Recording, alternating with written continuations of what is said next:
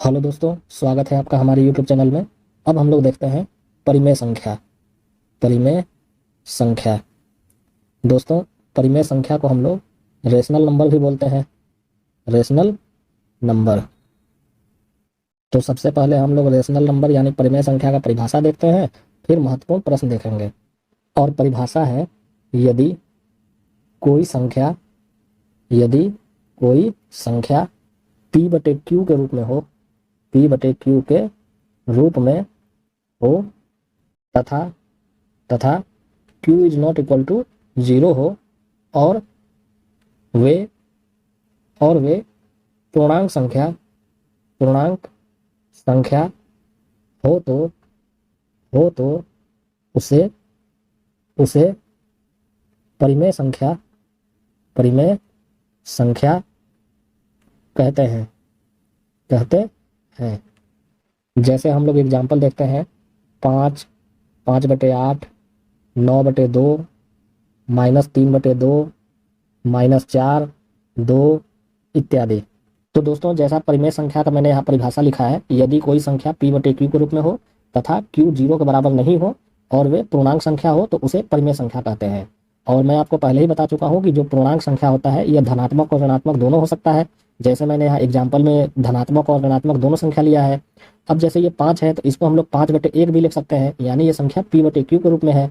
तो 5 एक परिमेय संख्या हो गया। उसी तरह 5/8, 9/2, -3/2, -4, +2 ये सब p बटे q के रूप में है और इसे हम लोग परिमेय संख्या कह सकते हैं। अब इस पे एग्जामिनेशन में कुछ प्रश्न भी पूछे जाते हैं जो जनरली 2 टाइप के होते हैं और उसका नियम हम लोग देखते हैं कि क्या होता है। तो पहला नियम होता है, दो संख्या के बीच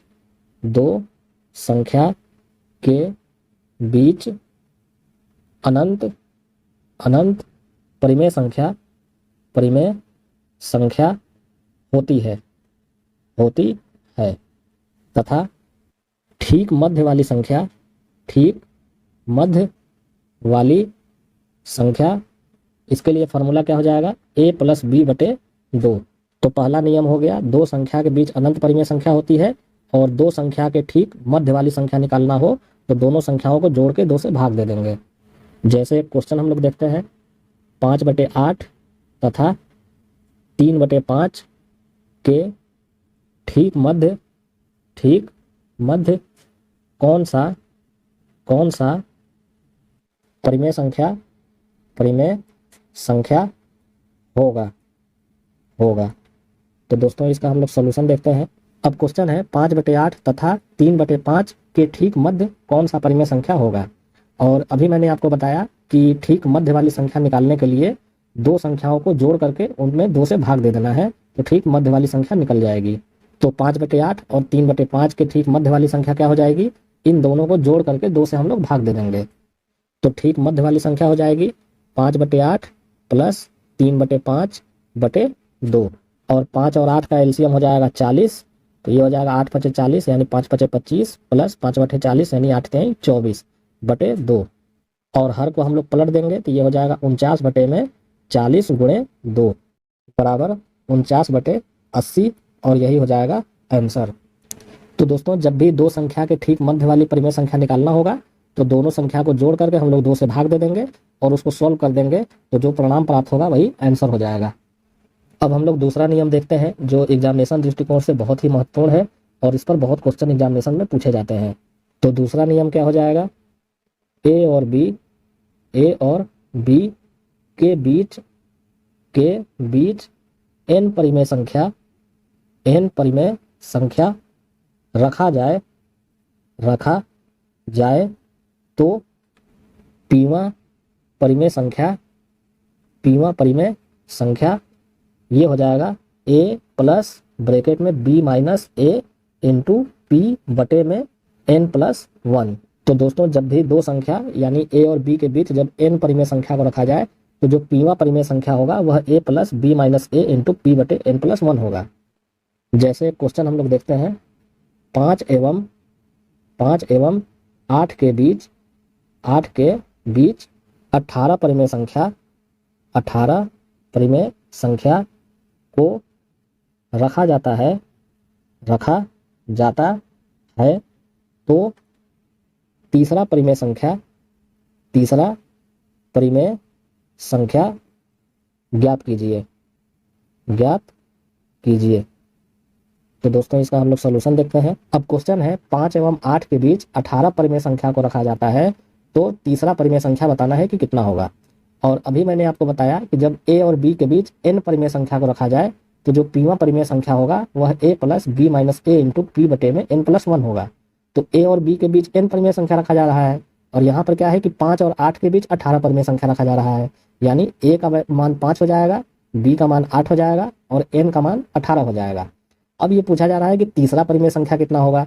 तो तीसरा परिमेय संख्या यानी पीवा परिमेय संख्या की बात की जा रही है, तो p की जगह 3 हम लोग रख देंगे, तो यहाँ पे भी इंटू 3 हो जाएगा, और बटे में n प्लस 1 है, तो n का मान है 18, तो यहाँ तक देंगे 18 प्लस 1, यहाँ पीवा यानी तीसरा परिमेय संख्या, तो यहाँ इंटू 3, और यहाँ पर a और b का मान रख देंगे और इसको सॉल्व कर देंगे तो तीसरा परिमेय संख्या ज्ञात हो जाएगा, जो 5 और 8 के बीच 18 परिमेय संख्या रखने पर आएगा। तो तीसरा परिमेय संख्या क्या हो जाएगा, तीसरा परिमेय संख्या बराबर a प्लस यानी 5 प्लस ब्रैकेट में b माइनस ए यानी 8 माइनस 5 इंटू पीवा यानी तीसरा बटे में n प्लस 1 यानी 18 प्लस 1, और इसको सॉल्व कर देंगे तो तीसरा परिमेय संख्या ज्ञात हो जाएगा। तो ये हो जाएगा 5 प्लस 8 में से 5 माइनस होगा तो ये हो जाएगा 3 इंटू 3 बटे में 19, और 19 को हम लोग एलसीएम ले लेंगे तो ये हो जाएगा 19 बचे 95 प्लस 9 बराबर 95 और 9 हो गया 104 बटे में 19, और 104 बटे 19 यही हो जाएगा तीसरा परिमेय संख्या, जो 5 और 8 के बीच 18 परिमेय संख्या को रखने से प्राप्त होगा।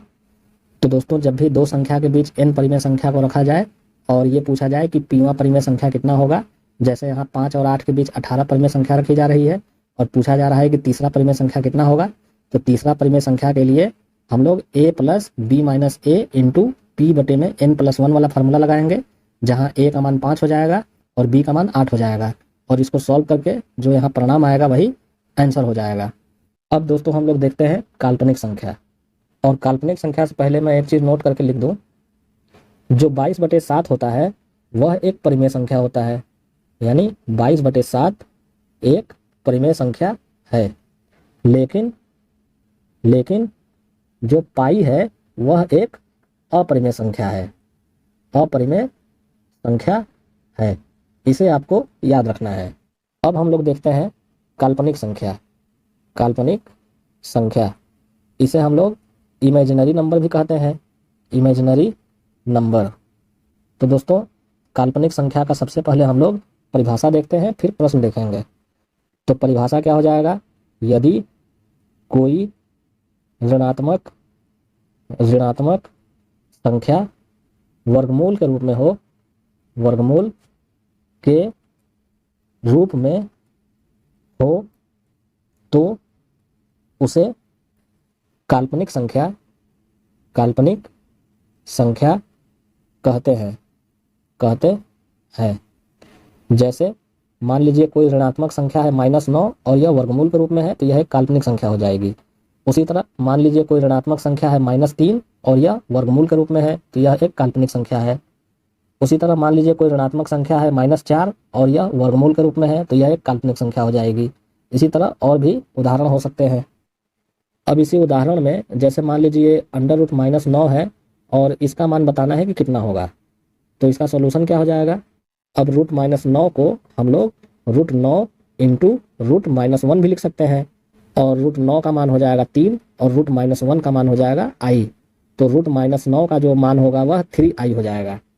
अब एक क्वेश्चन हम लोग और देखते हैं, i का पावर 118 प्लस i का पावर 122 प्लस i का पावर 144 का मान कितना होगा।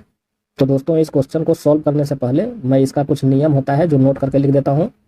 नोट पावर के अंतिम दो अंक में 4 से भाग देंगे और जितना शेष बचेगा उतना ही पावर i पर रखेंगे। और जैसा मैंने आपको बताया √-1 ये i के बराबर होगा, यानी आई बराबर जो है वह रूट माइनस वन के बराबर है। तो आई स्क्वायर बराबर कितना हो जाएगा, केवल माइनस वन हो जाएगा। आई का क्यूब अगर निकालना होगा तो माइनस आई हो जाएगा। उसी तरह आई का पावर 4 निकालना रहेगा तो यह केवल 1 हो जाएगा। आई का पावर 0 हम लोग करेंगे तो यह 1 के बराबर हो जाएगा। इसे आपको याद कर लेना है, और याद करने का एक बहुत ही आसान तरीका मैं अभी आपको बता भी रहा हूँ। अब क्वेश्चन है आई का पावर 118 प्लस आई का पावर 122 प्लस आई का पावर 144 का मान कितना होगा। और इस क्वेश्चन को सॉल्व करने के लिए मैंने यहाँ नियम क्या लिखा है, पावर के अंतिम 2 अंक में 4 से भाग देंगे।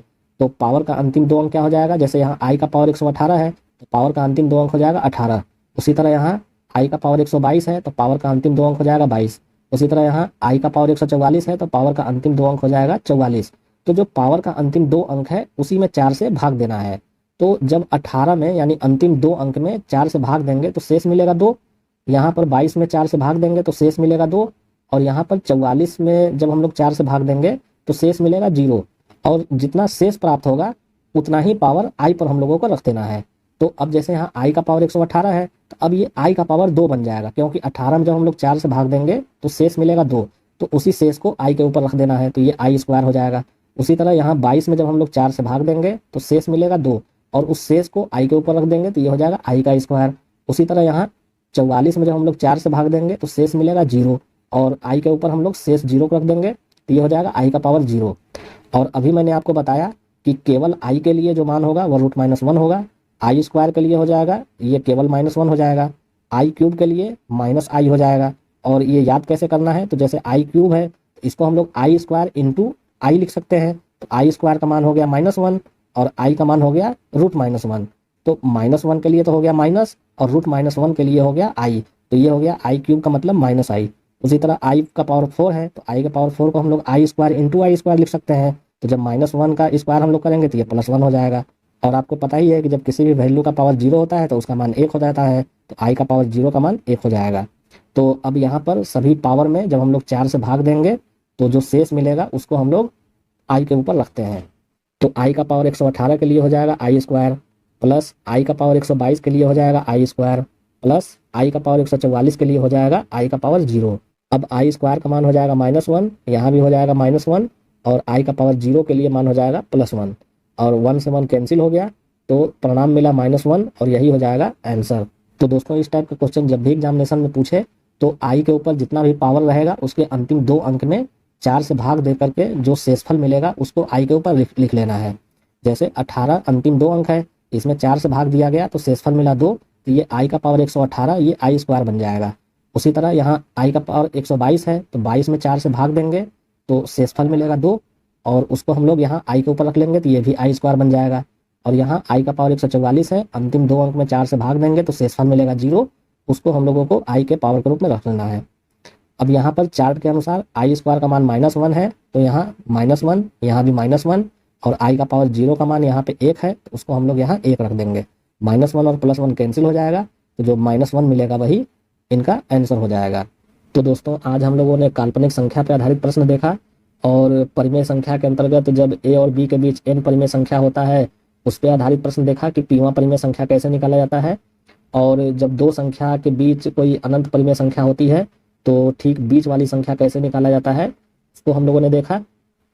तो दोस्तों आज के टॉपिक में बस इतना ही। अगर आपको हमारे द्वारा पढ़ाया गया टॉपिक पसंद पड़ा हो तो ऐसे ही ट्रिक सीखने के लिए आप हमारे चैनल को लाइक करें, सब्सक्राइब करें और अपने दोस्तों के साथ शेयर करें। धन्यवाद।